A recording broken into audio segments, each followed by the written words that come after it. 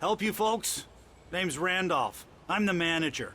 We're looking for Rose. Works as a waitress down at the diner. Rose, sure. Nice girl. Who wants to know? I'm Alan Wake. The writer, huh? I heard on the radio you were visiting. Well, I'll show you her trailer.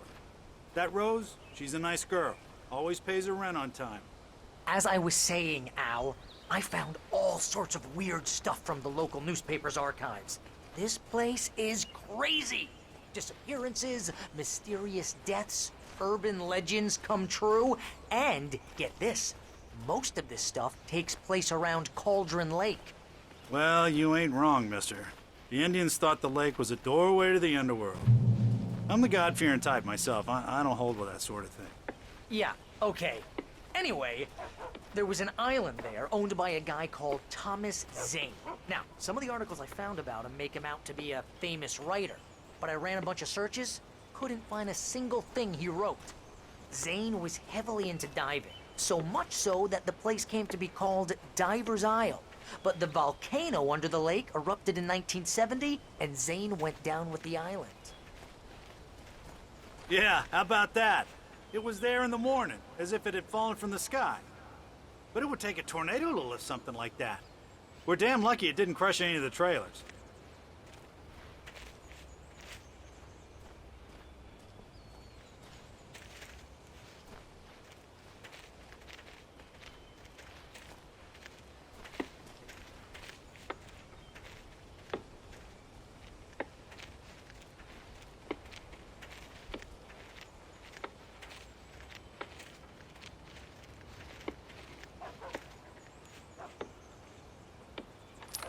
Better. A local girl, Barbara Jagger, drowned in Cauldron Lake just a week earlier. They were lovers. Sure, Jagger's a local spook store. The Scratching Hag. Comes for you in the dark. Childish stuff like that. Anyway, Al, I'm just getting to the best part. All of the articles about this stuff were written by Cynthia Weaver. I asked around, and she's that crazy bag lady you met. What, the lamp lady? She can be a little loopy, but she's not homeless or anything. Yeah, anyway, she knew both Jagger and Zane before they both died, and she had some kind of a breakdown.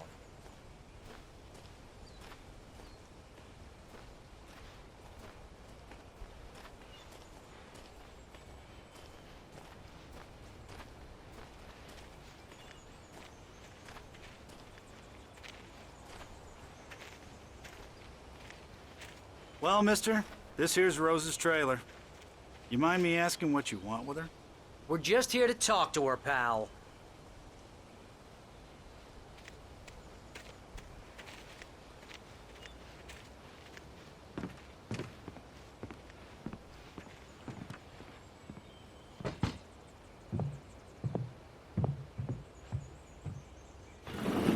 Welcome to... Oh dear. Mr. Wake, I'm so glad you're here. Rose, you have my manuscript? Oh. Oh, yes. Yes. Please, come in. Hey, this is really good. Rose, Yes, my manuscript. I really need it. I understand. I know what you need. A muse to inspire you. Oh, for Barry. She doesn't have anything. Yeah, hey, Al? Al, what's... Oh... Barry! What? What?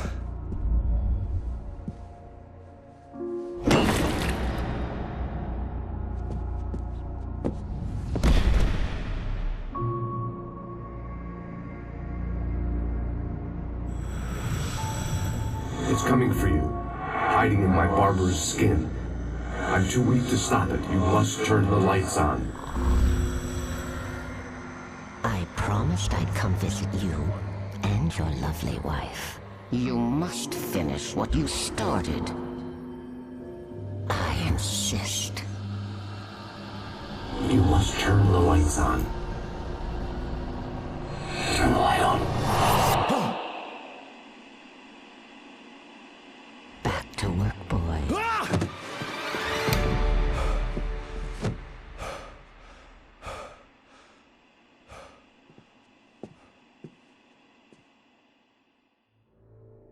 I felt nauseous, hungover. Only anger kept me going. I can't tell reality from dream anymore, but it seems I have an imaginary editor to help me. She's an old woman in a funeral dress. I call her Barbara Jagger. She's very strict. I'm writing faster and faster. My manuscript is being heavily revised. The edits are getting very aggressive, and each day there's less of me and more of her. I hate it, but I know she's right. She promises me I can save Alice this way. She knows more of this than I do. About the complex incantation I'm attempting. About this place. She's worked with another writer under similar circumstances, Thomas Zane. The genre of the story seems to be shifting. It's turning into a horror story. I'm getting close. I can feel it.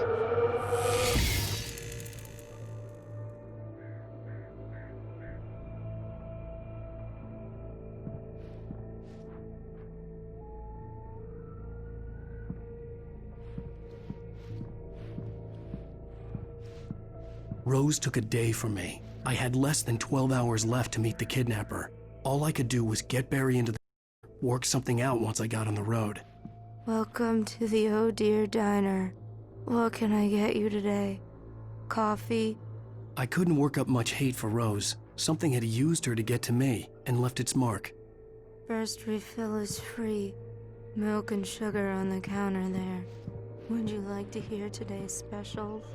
Thank you. A nice day. My gun and flashlight were gone. I'd have to find a way to get Barry into the car as quickly as possible. There was no time to waste. Mr. Randolph liked Rose. That little smile she had. How she was still sweet when life had tried so hard to make her bitter. It wasn't any of his business what she did in her trailer. But those strangers, the writer and his smart-ass sidekick, looked like trouble. And they'd been in there for hours, way past her normal bedtime. He reached for the phone and called the sheriff's station.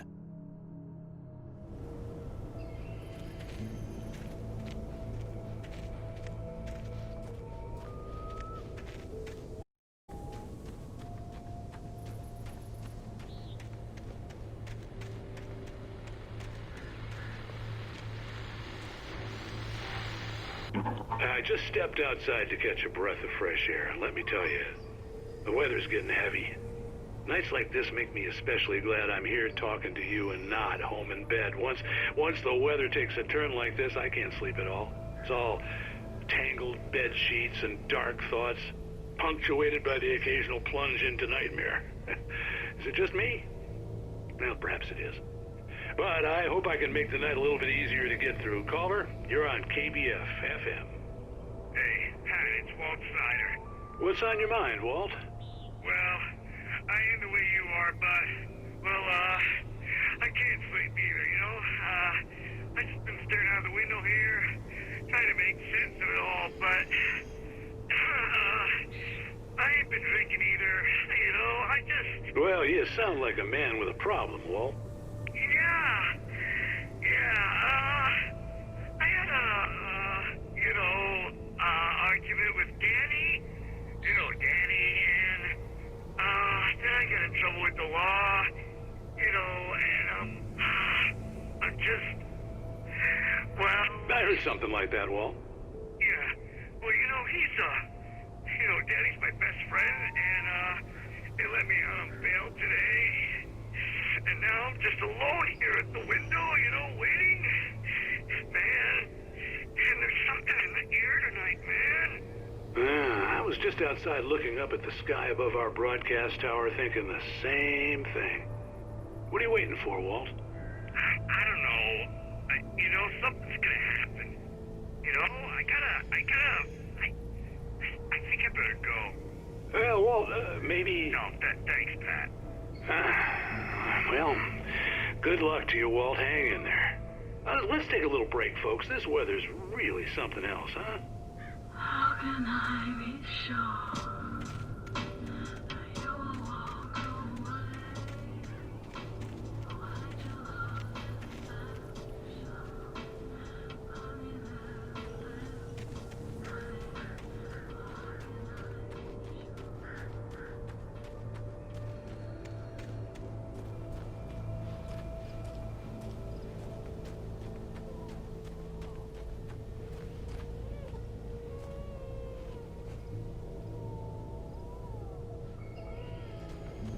you're gonna get it now.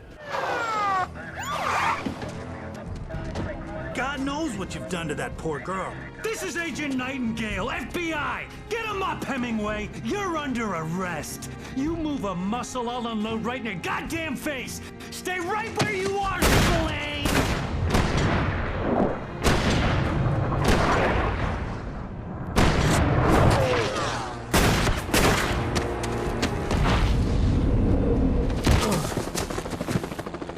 What are? I'm standing right here, you goddamn maniac!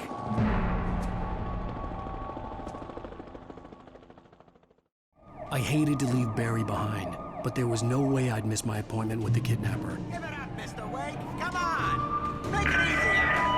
Get after it. Don't let him get away. Move it, move it, move it. I'm gonna shot if you let him get away.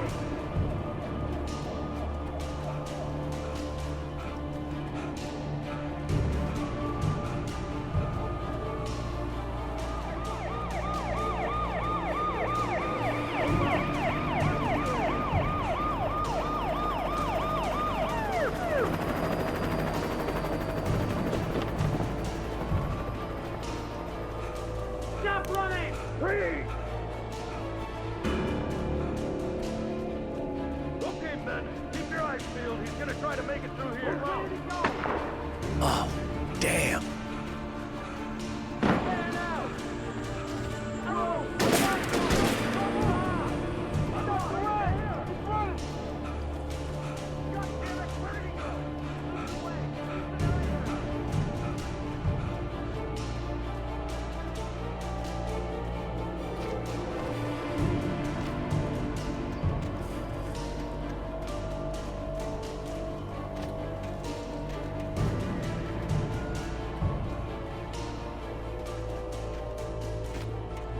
Gone. Come on, guys. We need to head him off. For decades, the darkness that wore Barbara Jagger's skin slept fitfully in the dark place that was its home and prison. It was hungry and in pain. It dreamed of its nights of glory when the poet's writing had called it from the depths and given it a brief, terrible taste of power and freedom. The rock stars had stirred it from the deep sleep the poet had sunk it back to in the end. When it sensed the writer on the ferry, it opened its eyes.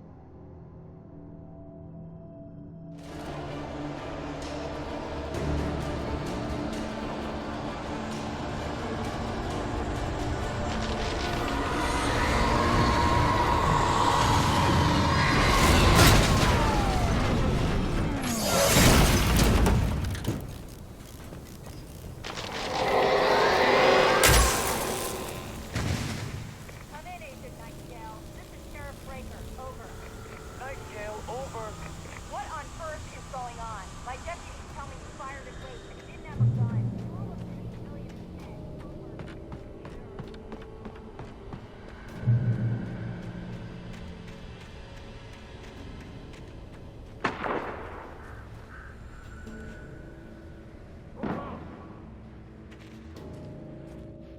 Search the area.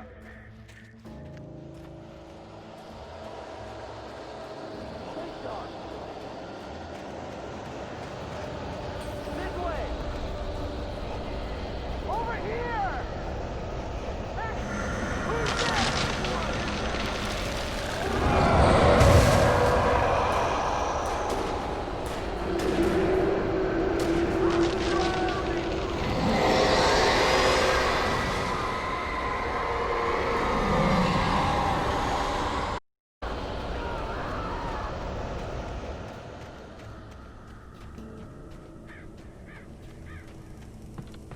This horror was everywhere I went, circling me.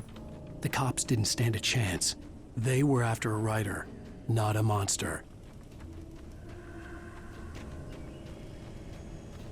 Sheriff Breaker, this is Agent Nightingale. I've lost contact with most of the men you assigned to me. It's Wake's doing. Wait, are you seriously telling me that geek writer just took out my deputies? Are you kidding? I mean, have you seen this guy? He wears a tweed jacket. Over. He's the guy we're chasing. If it's not him,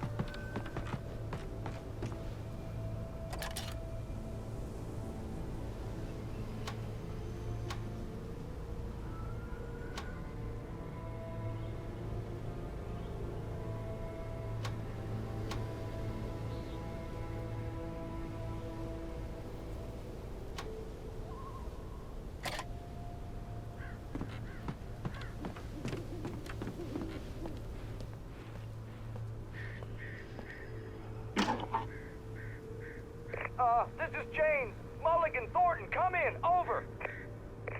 Thornton here. James, we got both Wheeler and Rose in custody. They didn't put up a fight or anything. Why, they were... Hey, Mulligan, what are you doing? Come on! Sit down and give me that. James, Mulligan here. Over. Go ahead, Mulligan. Over. We got Wheeler and Rose here. Wheeler's drunk or hopped up on something. Speaking of which, that Fed had a pretty distinctive whiff of Otis Scotch about him, if you know what I mean. Over. I don't have anything on that, Deputy Mulligan. Over. Well, whatever. Anyway, Rose is just being plain weird here. You better get Doc in to take a look at both. Over. Gotcha. You better get them here quickly. The, Fed's gonna want to interview Wheeler. Over. Oh, yeah, I bet he does. Looks like they have a lot in common. Mulligan out.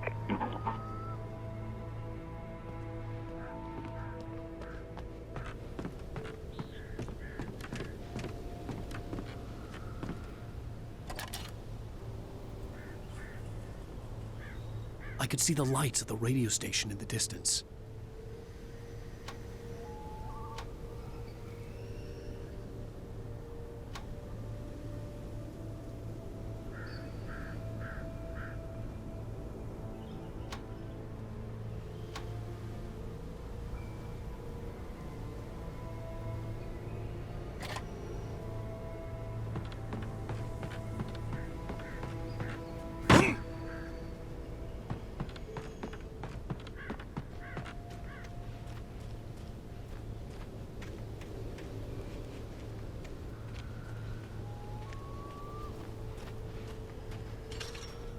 I imagined that the broadcast tower in the distance was part of the local radio station. Maine seemed like a decent guy. Perhaps he could give me directions to the coal mine.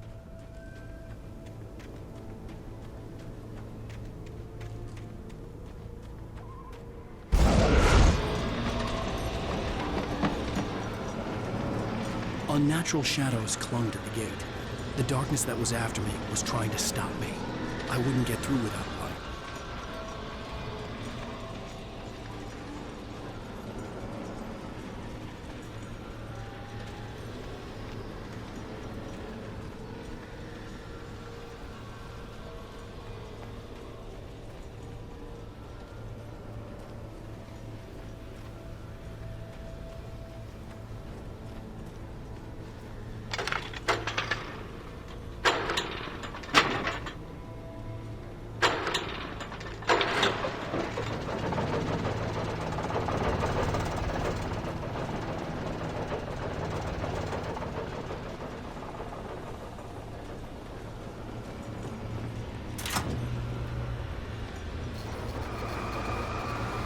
The old generator conked out.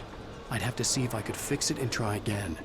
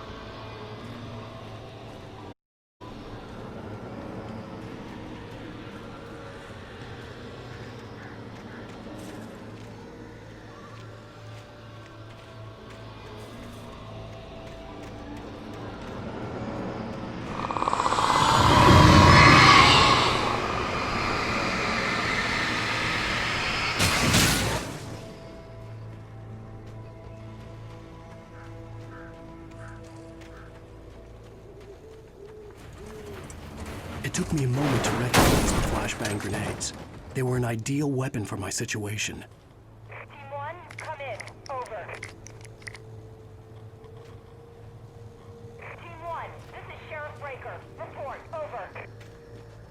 Team 2, come in. I need a report. Over.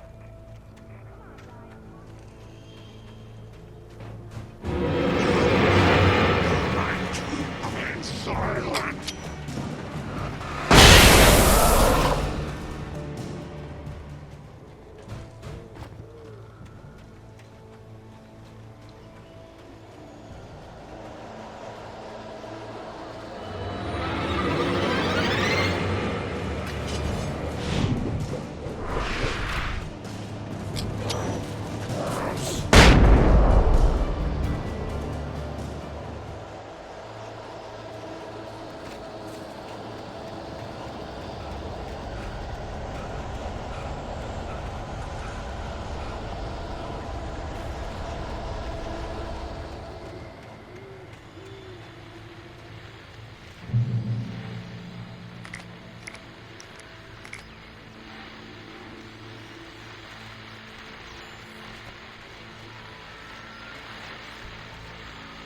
And here's another call.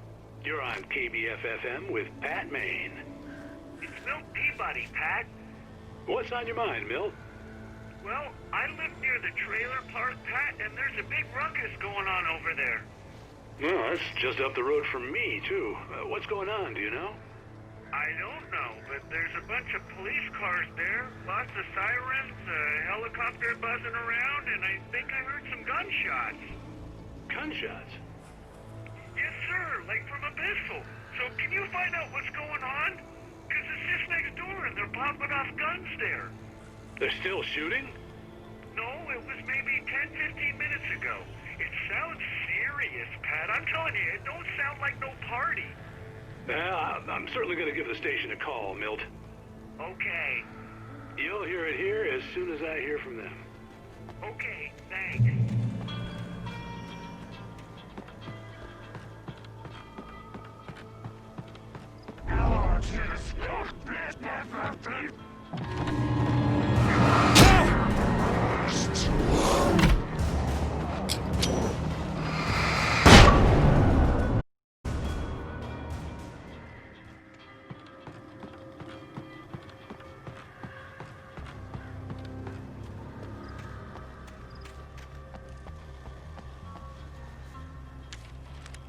Touched by the dark presence, Rose was lost in a dreamland where everything was drawn in black and gray crayons. The old lady had promised her that all her wishes would come true. She would be Alan Wake's muse. She was smiling so hard it hurt her face. She crushed a bottle full of sleeping pills into the coffee. Deep down inside, she was screaming in terror.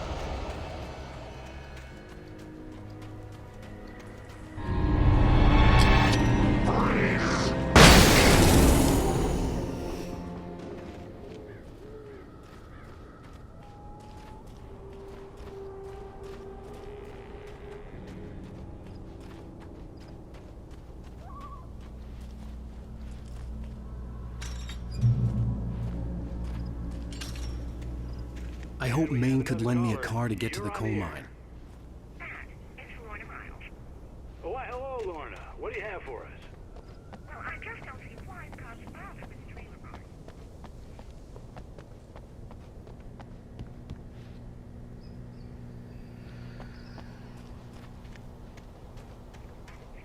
Instead of wasting resources on those people. Well, You'll have to try to sort themselves out. I'm sorry, but my granddaddy settled in Bright Falls in 1911. well, thank you very much for that compassionate viewpoint, Lorna. Oh, here's a little surprise. The famous writer Alan Wake just walked in. Folks, I'm going to see if I can talk him into an interview. Come on in, Mr. Wake. Oh, I'm so glad you could find the time to do this, Mr. Wake. Nowhere to run now, Dan Brown. You back away from me. Don't hurt it. Whoa. Everyone calm down. Put the gun down. We're all friends here, right? Cool your jets, Nightingale. We got him. Judas Priest! What the hell's the matter with you? There's a civilian in there.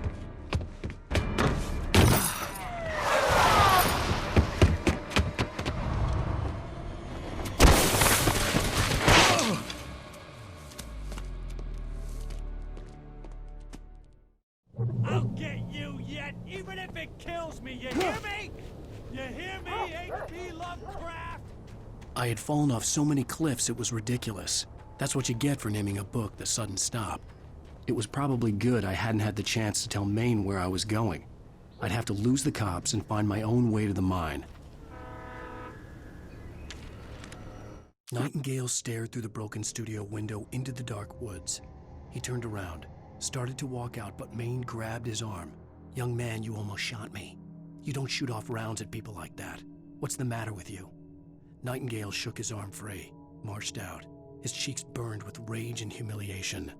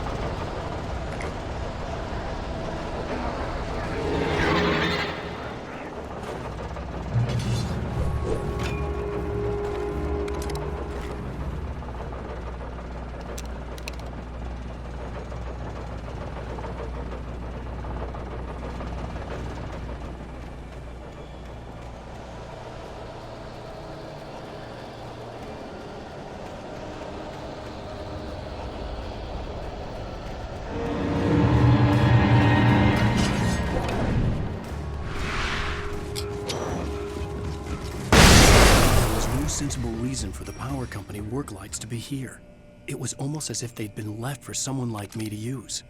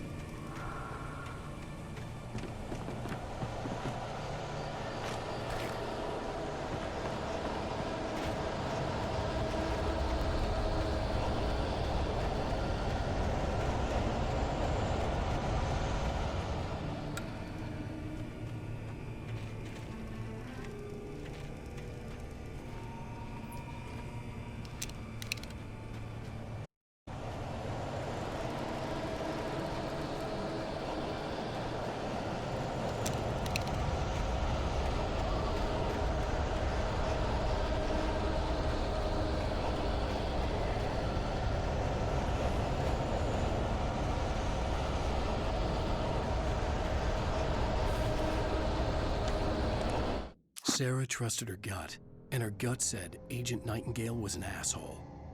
He felt wrong, and it wasn't just the smell of stale booze. It was in the way he flashed his badge, pulled rank, the look in his eyes when he wanted answers. Where was Alan Wake? What was this about an accident? Where was his wife? And most importantly, why did she let Wake go? He wouldn't answer her questions. Federal business was all he'd say.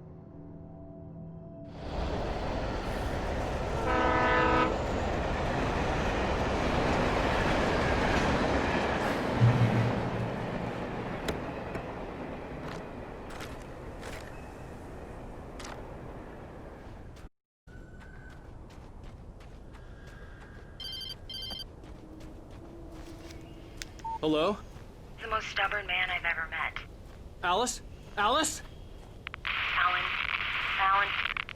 I'm so afraid. Keeps me in the dark. Please help me. I look at you, Alan, and it's not you. It's something else. Looking out from behind your eyes. Alice, I'm here. I'm so alone here. It's all gonna go to hell.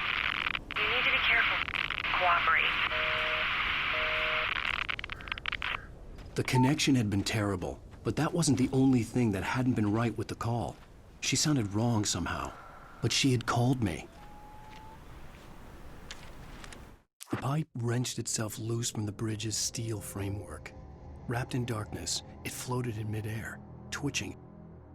For a moment, I didn't understand what I was looking at. The heavy object lurched at me with impossible force. I threw myself out of the way, but just barely. When I turned my flashlight on it, it shook in a dark rage before it flew at me again.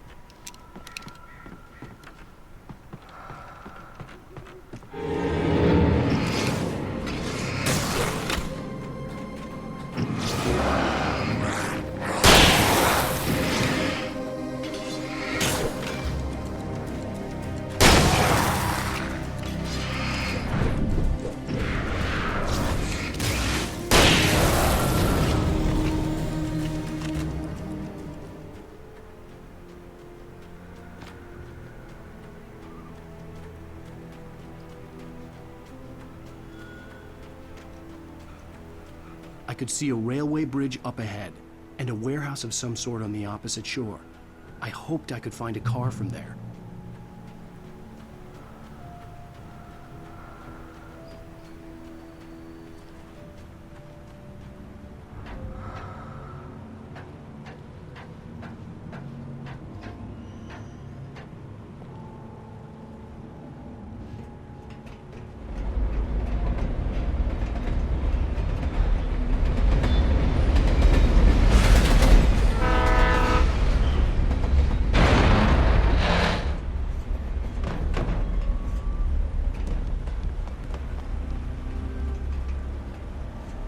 The darkness that was pursuing me was growing stronger, and it was taking over everything in its path.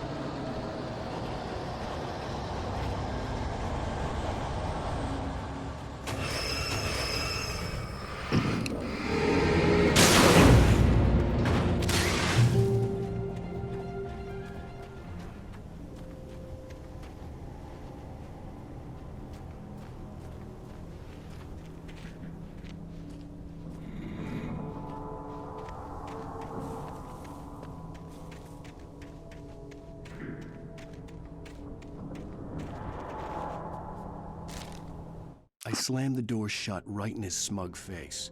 He pleaded for me to open the door. True to form, the asshole actually thought I would obey. I had no sympathy left, no guilt either, not for him. I took a moment to savor the scream. I bet I had a smile on my face. It was all that I had time for. The dark presence was inside the lodge with me.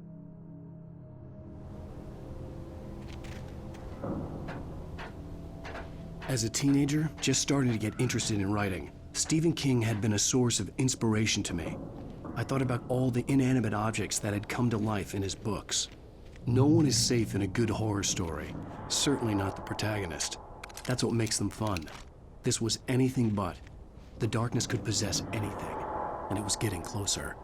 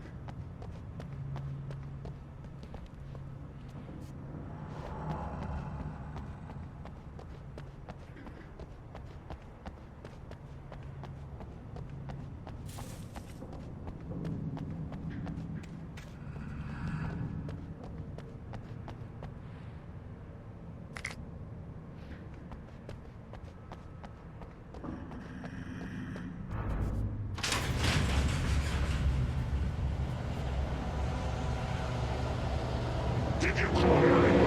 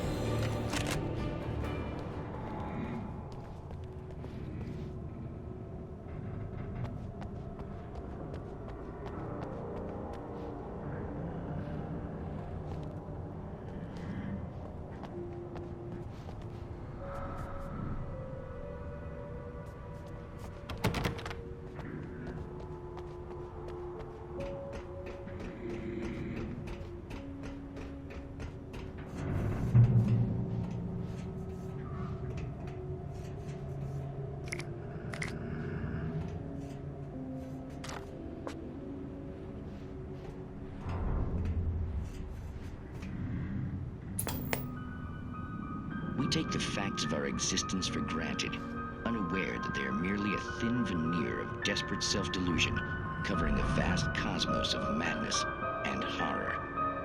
All too often, the stars are right in Night Springs. Tonight's episode, A Family Occasion.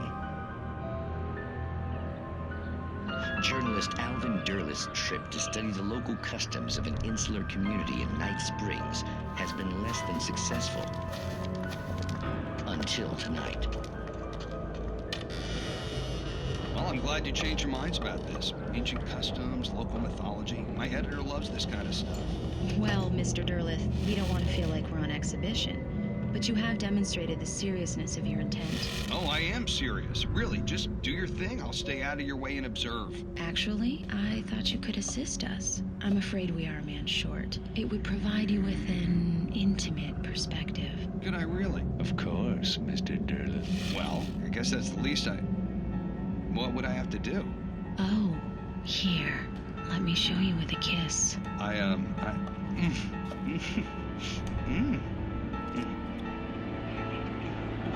What did you...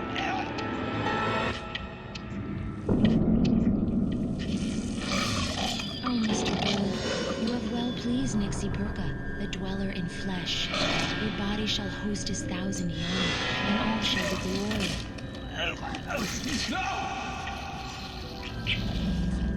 Shh, darling, be calm. Shh.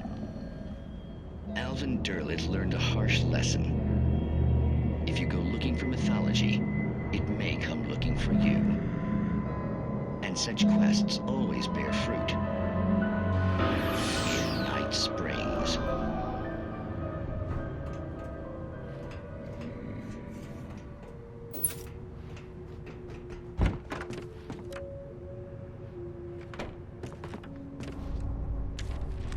The darkness surged towards me, sucking everything loose from the ground into its depths, tugging at my clothes.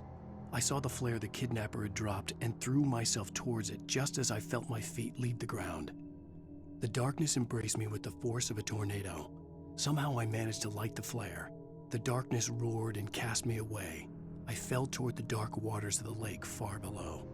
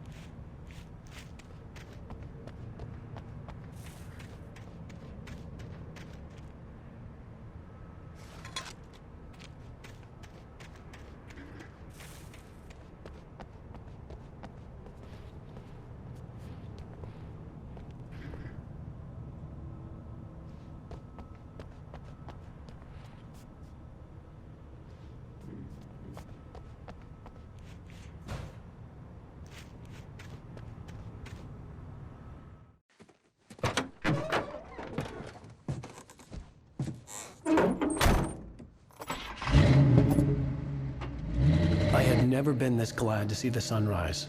I had a couple of hours to get to the coal mine.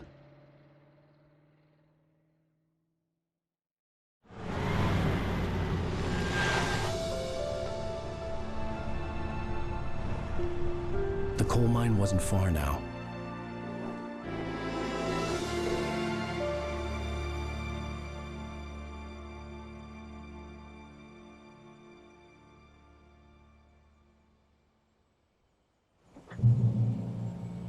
Today, I would meet the kidnapper, and he would give me Alice. I wouldn't give him any other choice.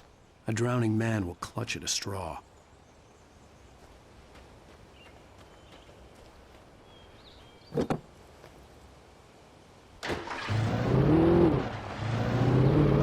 Little by little, without realizing it, I'd come to believe that the story in the manuscript was coming true.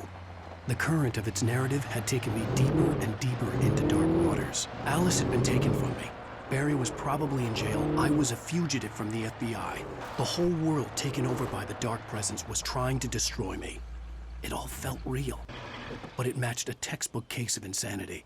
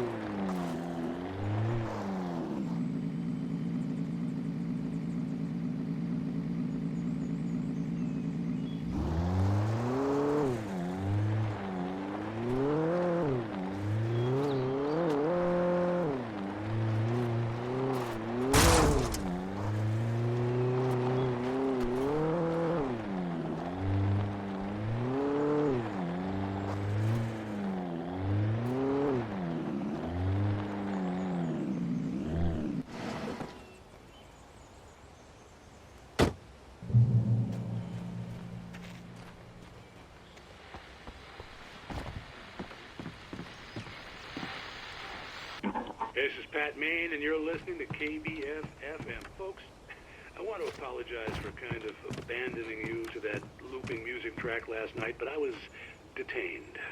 You see, I encountered a big-shot G-man with an itchy trigger finger who could use a lesson in manners and a boot in the ass. Not necessarily in that order, either. Now, folks, I know I'm not being very informative here, and I apologize for that. I really should just keep quiet, but I'm just so peeved right now, because some people just shouldn't be carrying badges. I'm just glad that our Sheriff Breaker was there to straighten things out. And if someone I met last night is listening, let me just say, I'm sorry if my mouth got you in trouble. I'm pretty sure you're not the bad guy here. Godspeed, son. I hope you know what you're doing. Now, on a lighter note, I'll be talking to Dr. Nelson all morning. But first, a little music.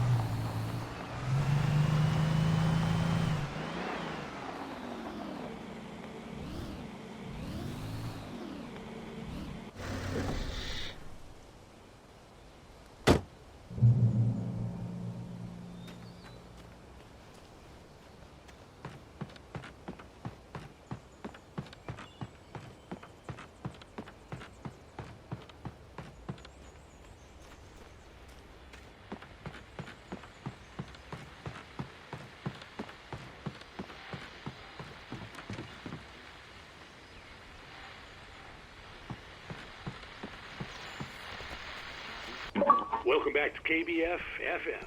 Hope you enjoyed that tune.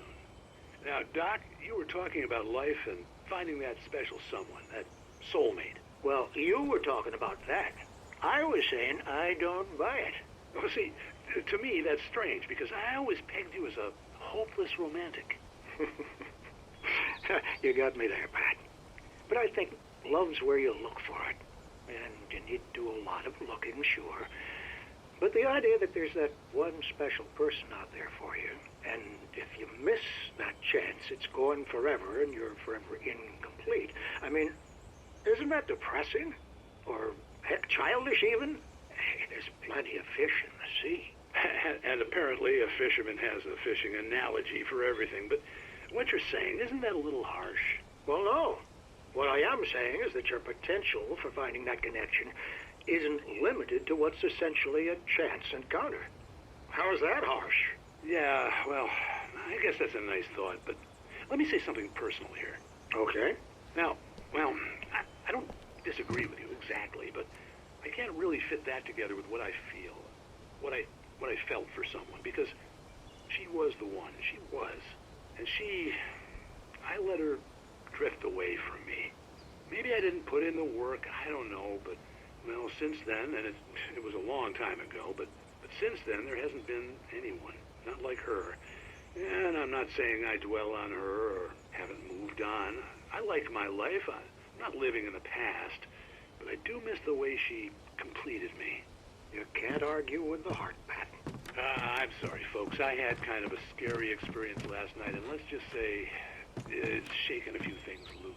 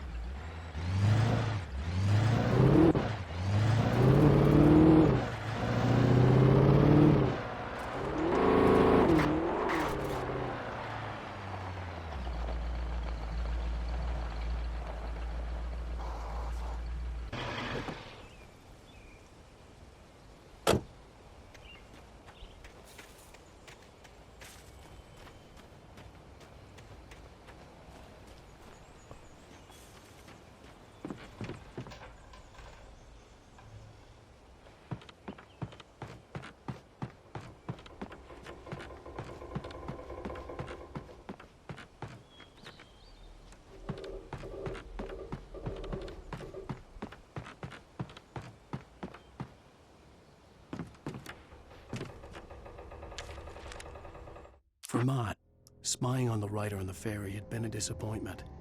His boss had made Wake out to be something special, but Mott hadn't been impressed. He'd gotten a good long look at the wife, though, and he liked what he saw. Mott had fantasized about goading Wake into a fight, but it hadn't happened. Still, he'd get his chance to see if the writer had anything in him. He'd been promised as much.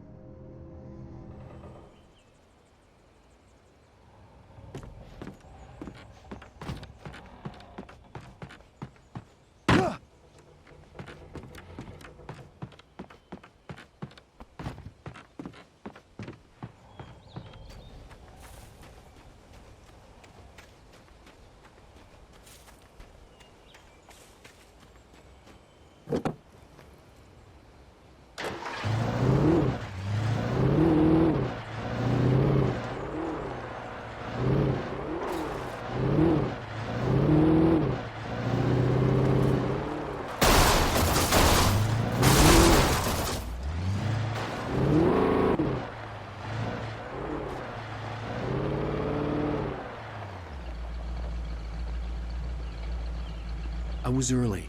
I was supposed to meet the kidnapper at noon in the main building. The coal mine was quiet. It was a museum now.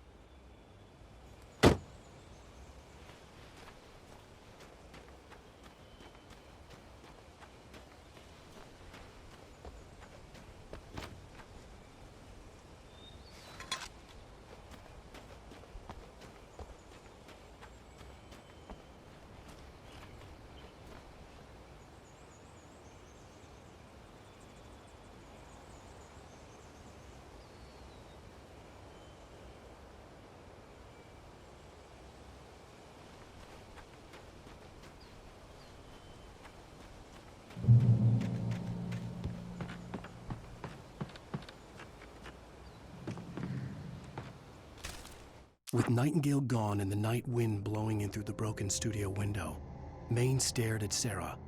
The sheriff looked away. Maine's voice shook with barely controlled anger. That boy's doing more drinking than thinking. I hope you know what you're doing, Sarah. He's got a sickness in his eyes. You take my word for it. He wants Wake for a reason, and it's not for anything good.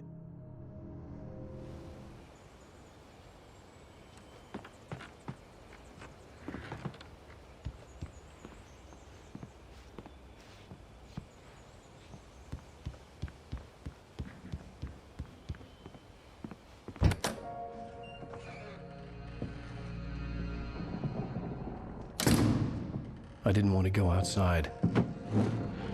Cops had to be looking for me. The noon sun turned the place into a sauna. The day dragged on. Different scenarios ran through my mind. Ways of how I'd torture the kidnapper to get Alice back. Or the different horrible things he could have done to her. I imagined her dead. I had no way of knowing she was still alive. It was killing me. I was running on blind hope. It was all a waste of time. The bastard never showed up.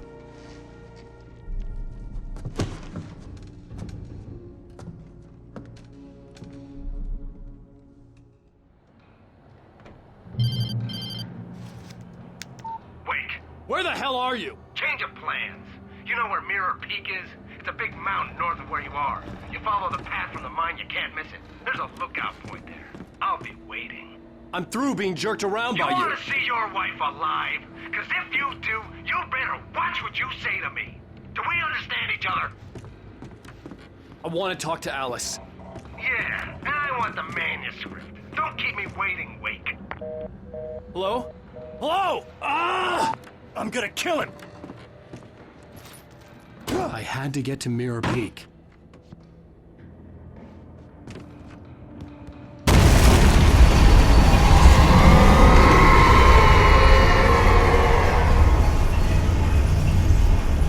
It was close, maybe closer than ever before.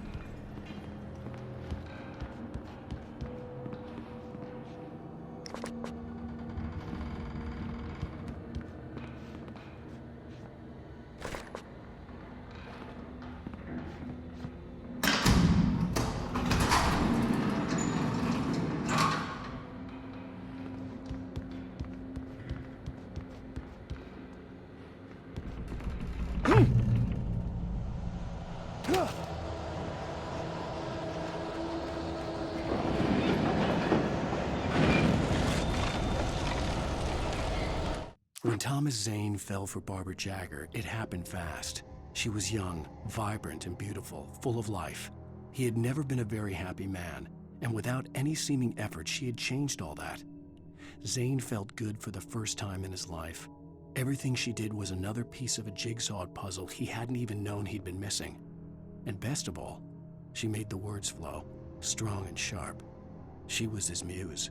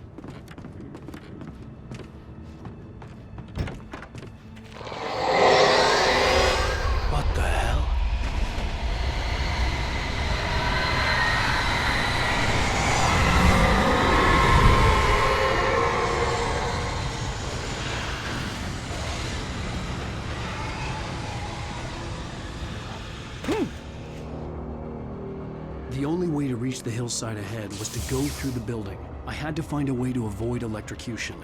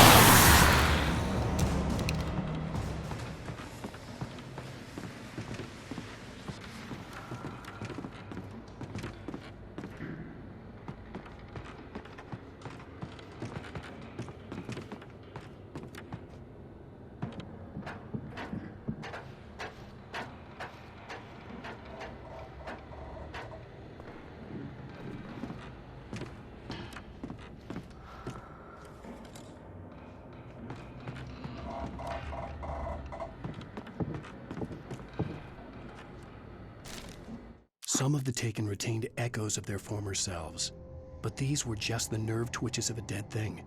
Nothing remained but a shell covered and filled with darkness. In most cases, these puppets were enough for the purposes of the Dark Presence. But for anything more elaborate, as with the writer, it was different. It needed his mind. And so rather than taking him over completely, it merely touched him.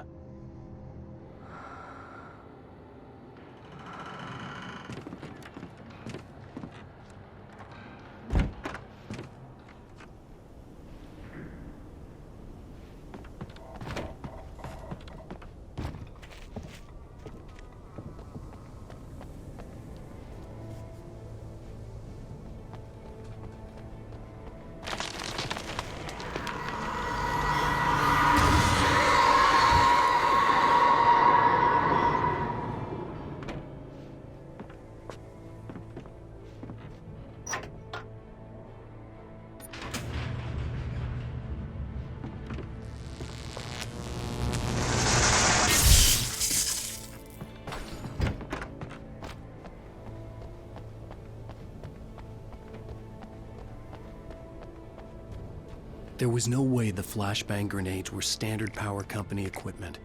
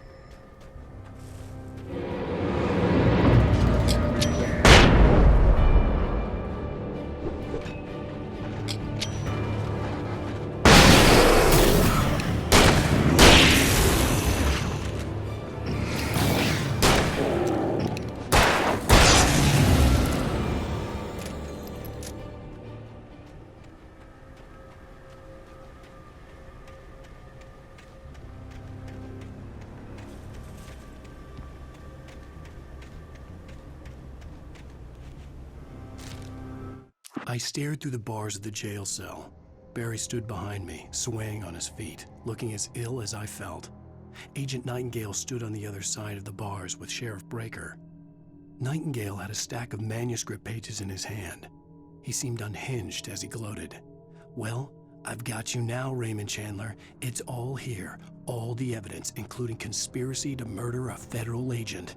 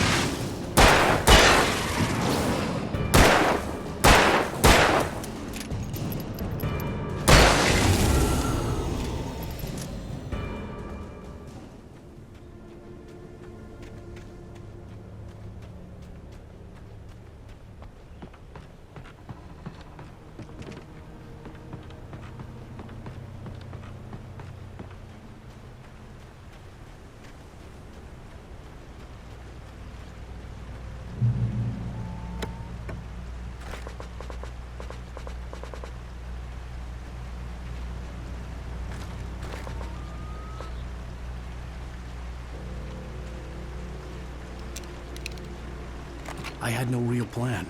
I was going to give the kidnapper all the manuscript pages I had for Alice. If that wasn't enough, I'd hold him at gunpoint and make him talk.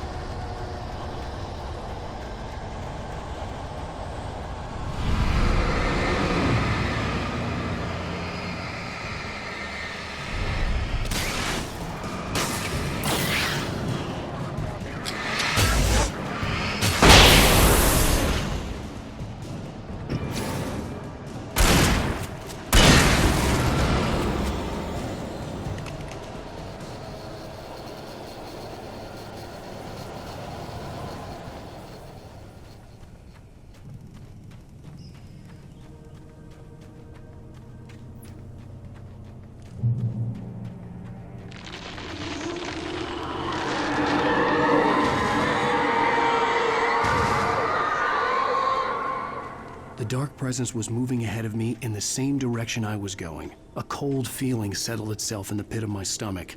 Was it going for Alice?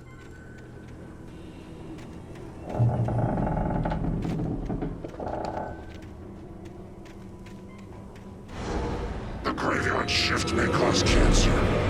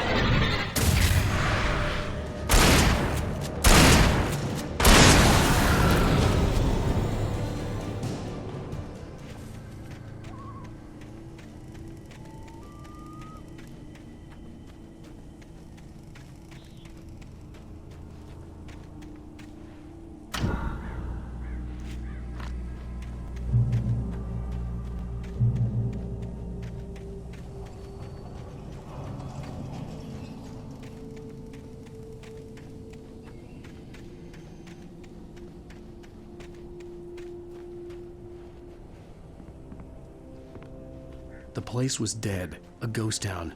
Had been for decades, maybe a century.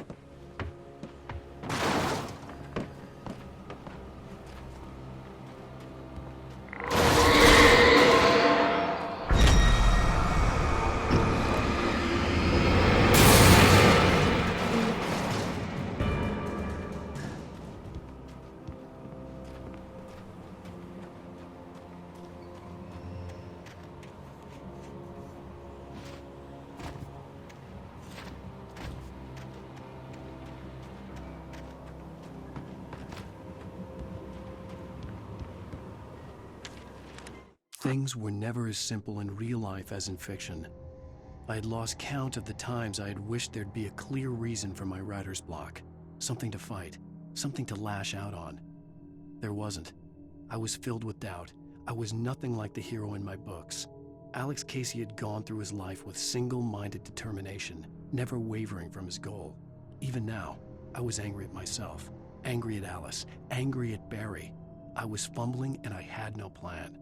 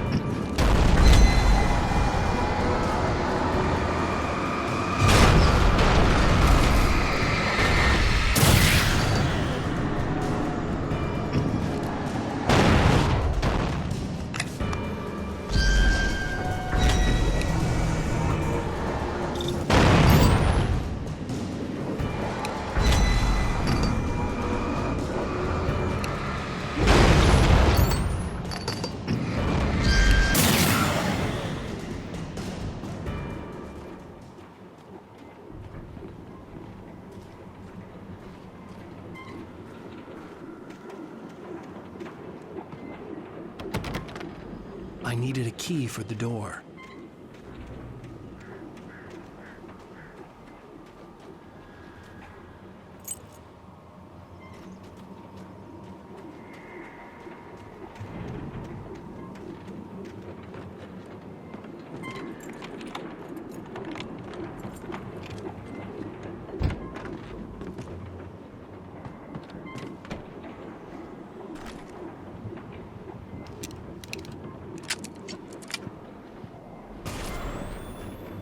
Anything outside of writing is a struggle. I feel ill. I managed to make my way downstairs. There's a shoebox filled with books and papers by Thomas Zane. It's very hard to focus, but I managed to read some of it. He's a poet, and a good one.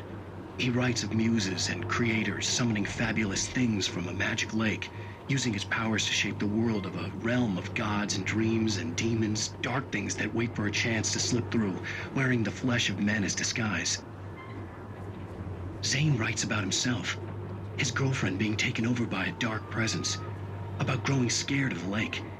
Zane believes it's a mirror to the gaping void of darkness above, where some Lovecraftian presence lurks. I crawl back upstairs. I'll borrow these things for my story. They ring true. They fit.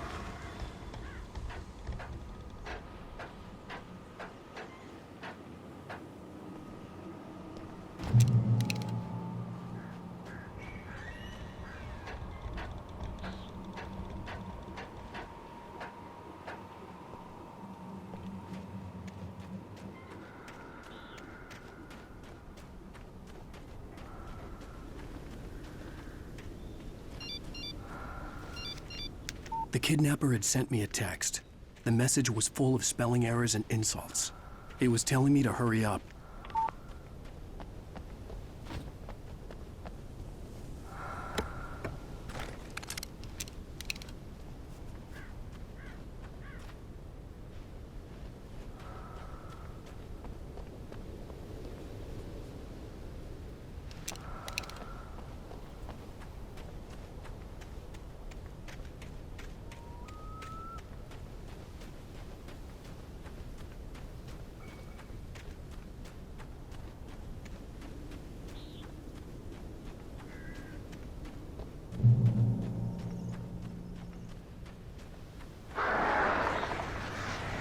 Birds.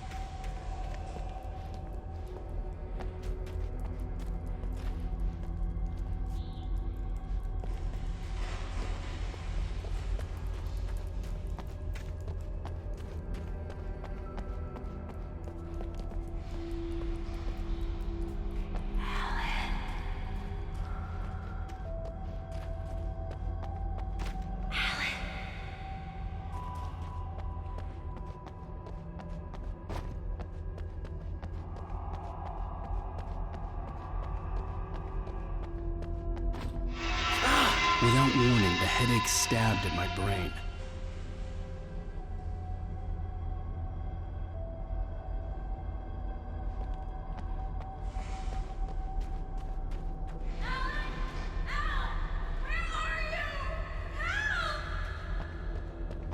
Alice? Alice?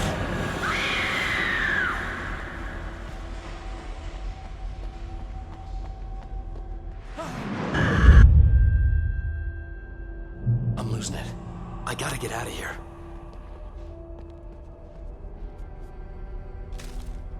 The hunters were big, thick-set men, confident and at home in the woods. They were feeling good, running on beer, ghost stories, and camaraderie late into the night.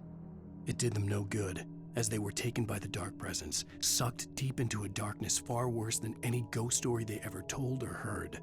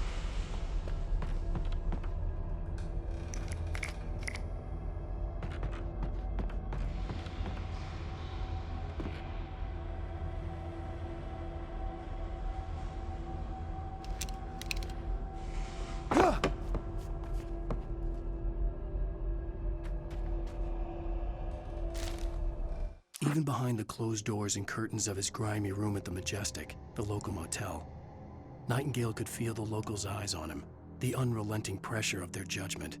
He forced it out of his mind. For all he knew, they could all be under Wake's spell already. You do what you have to do to get the job done. He took comfort from the bottle in his hand. Please, he thought, just let me get through this.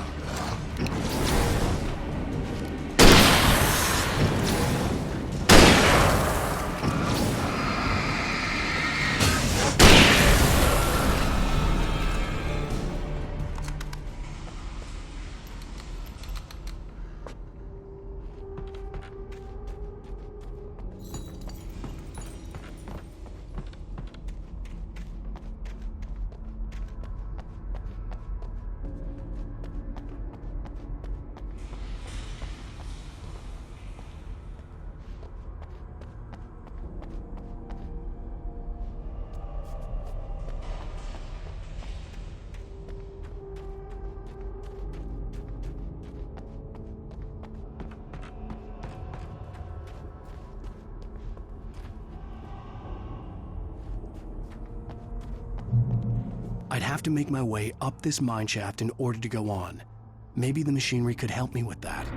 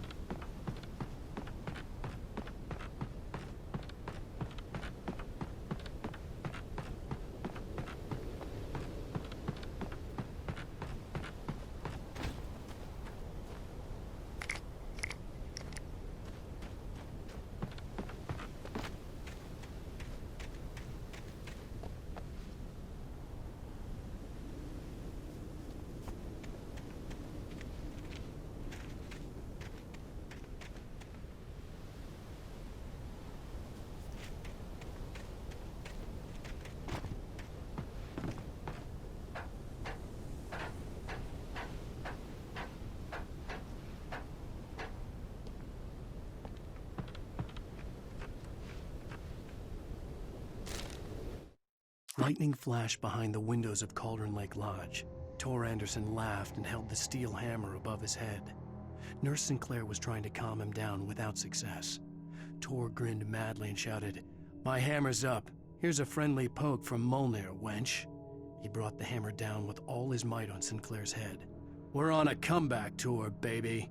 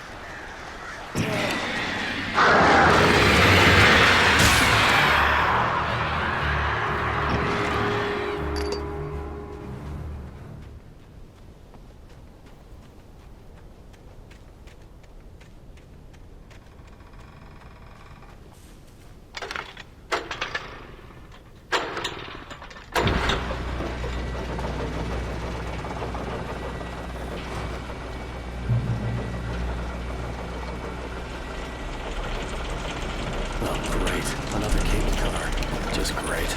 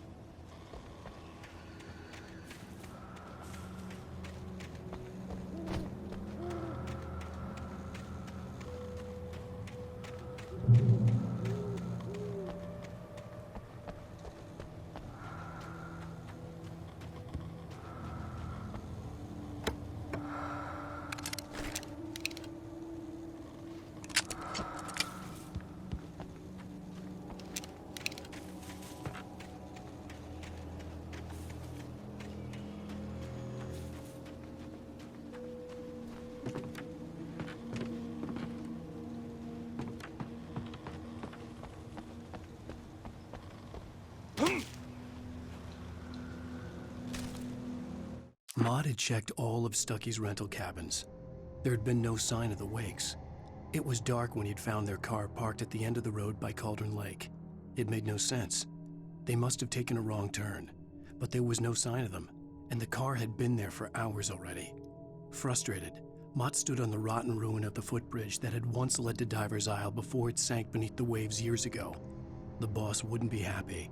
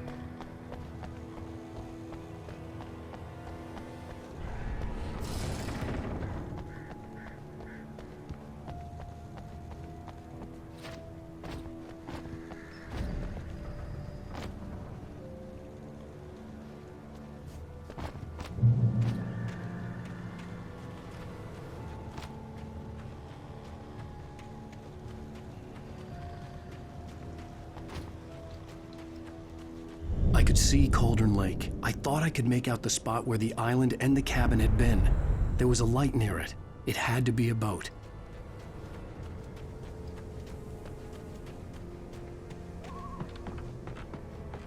I was close now. I had to get there fast. I dreaded what I would find. I tried to hold on to Alice, but her form melted away. I was losing control. Dr. Hartman stood in her place. I wanted to hit him, but my arms were jelly. He smiled. It was a reassuring smile, and I hated him for it. I had to give you a sedative. Don't fight it. You went through another rough period. Right now, it's very important that you stay calm. We don't want you to have another episode. You're a patient at my clinic. Have been for a while now.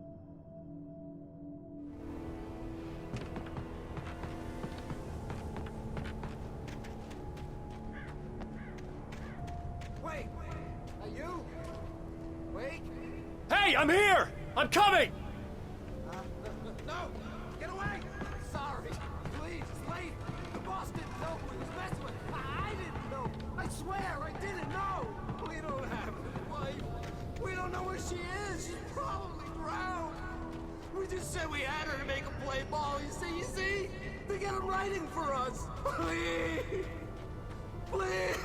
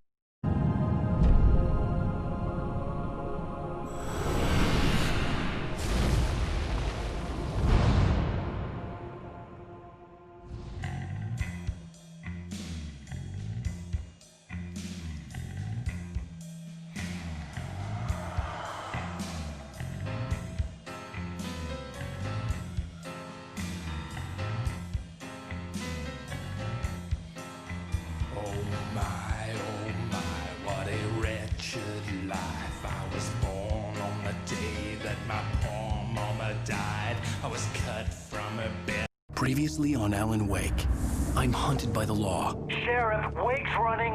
I'm giving chase. Are you seriously telling me that writer just took out my deputies? A thriller I supposedly wrote is coming true. The genre of the story seems to be shifting.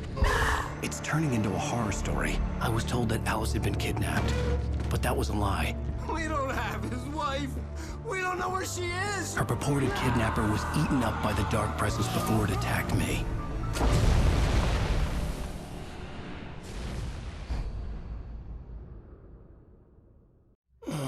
Alan, shh, baby. It was just a nightmare. Alice. There you go, Alan. Hartman, I fell. I had to give you a sedative. Don't fight it. You went through another rough period. What? Right now, it's very important that you stay calm. We don't want you to have another episode. You're a patient at my clinic. Have been for a while now. The shock of your wife's death triggered a mental illness. No, you lie. You're suffering from various symptoms of undifferentiated schizophrenia. Bastard. It's okay, Alan. Just let go.